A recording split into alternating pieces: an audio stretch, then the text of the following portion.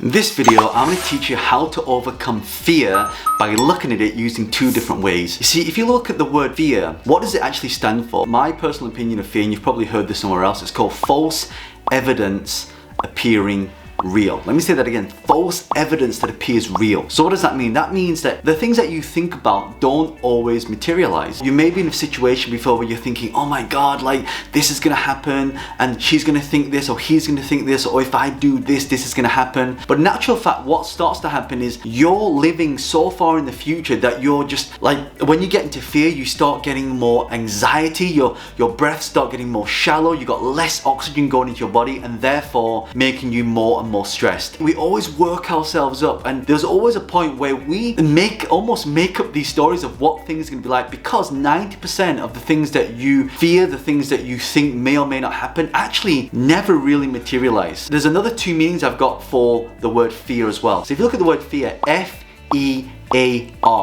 fear. Fear can stand for face, everything, and rise. So you can literally have everything and you know that's going to come, you know that there may be some challenges, but you're just going to rise above it anyway. You're just going to do it anyway. There's a really good book called Feel the Fear and Do It Anyway by Susan Jeffers, and that's kind of like, you know it's there, but you're going to do it anyway. The other meaning is face, everything, and run. So a lot of people, we run away from our fear. We run away from the things that can really help us get to that next level. And I tell you, the number one thing that's blocking you from getting to where you want to be right now is this word fear. And most people, they don't embrace it. I can tell you, I've done a lot of business where I was really fearful. I remember the first time I got invited to do a speaking engagement, I was super fearful of it. And I remember walking on stage and just having all these people look at me, and my heart was going bum, bum, bum, bum, bum, bum, bum. And I was just getting, my mouth was getting dry and my hands were getting sweaty. But you know what happened? I felt that fear and I did it anyway. And you know, because I overcame that fear, because I don't know if any of you have heard any of my other videos, sometimes I actually have a stutter. And sometimes you may hear that coming out a little bit on my videos, but one of the reasons why I embraced that fear is because I wanted to overcome that insecurity. I wanted to overcome that ability to be able to speak clearly so people could actually stand without going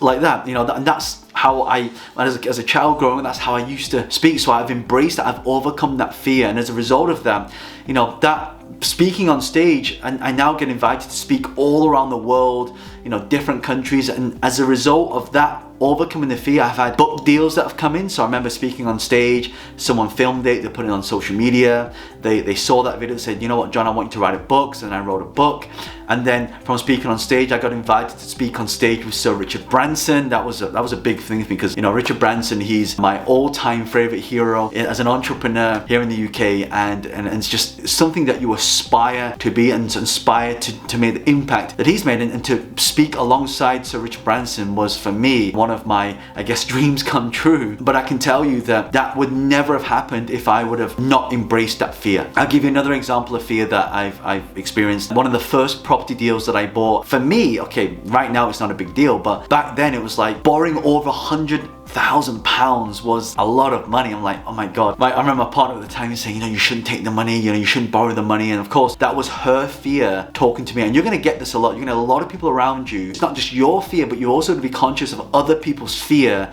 that they put onto you. And when other people put their fear onto you, then that is a big problem, because your beliefs start becoming like their beliefs. Their challenges start becoming your challenges. So you have to be really careful who you hang around, because either your environment helps you grow or pulls you back. And so that's why you got to be very careful of the people that you hang around. So when I'm talking about overcoming fear, I've got a really powerful tip. This is something I use every time I find myself going into that fear. Like, so for example, in real estate, one of the first properties I bought, other people's fear was like, oh John, well, what if you can't rent it? Or John, what if the property price crashes? There's a crash coming, a property crash coming. What if, you know, the roof caves in or the house gets set on fire? So all these things, and these were other people's fear that was getting put onto me. So my big tip for you is, first of all, don't listen to anybody else, listen to yourself. And also make sure that instead of like living in the future, because that's where fear comes from, you're always living in the future, or always living in the past. You know, we're thinking about, oh, that person I dealt with back then, or that relationship that I had. These are all feelings that are coming from what's already happened or what might happen, but it may not happen. So when I talk about this fear, fear being false evidence appearing real, the big tip to overcome that is to be in the now, is to stay in the now, to stay in the present, to stay and acknowledge what's happening right now. Because sometimes it's just, if you feel yourself getting into this negative state, just take 10 deep breaths, like,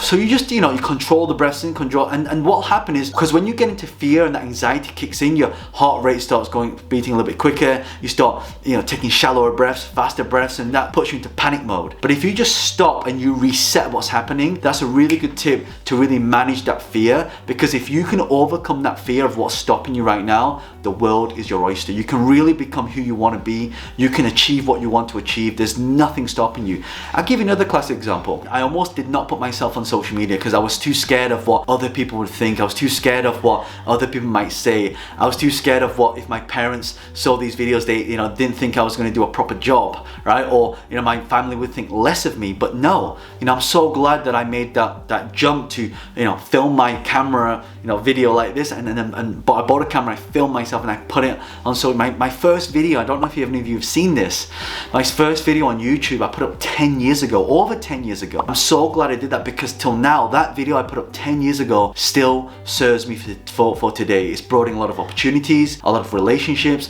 a lot of business partners, a lot of collaborations, and if I hadn't have done it, I would not be here talking to you, watching this right now. So my goal is now to empower a billion entrepreneurs around the world and to teach them some of the concepts and lessons I've learned that really help me grow my business and take that to the next level. I've made a lot of mistakes, and I don't want it to make you a lot of mistakes, and by me overcoming that fear of putting myself on camera now allows me to make a bigger impact. So whatever you're fearing right now and how you feel about that, try and just stay in the present and just feel that fear and do it anyway. That's what Susan Jeffers says. So I really hope you got a lot of value from this. If you like this, do me a favor, hit that like button right now, because I've recorded a lot of videos on self-improvement, on how to grow yourself and grow your business and make an impact. So if you want to see more of these videos, I'll upload these videos very regularly. So click the subscribe button, turn on bell notifications, and also let me know one of the biggest fears that you've overcome. Just leave a comment below and tell me, what has that done for you? You've overcome that fear. Now what has that done for you? Like, how has that changed your life? I'd love to hear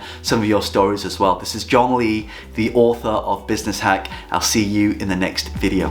Bye for now.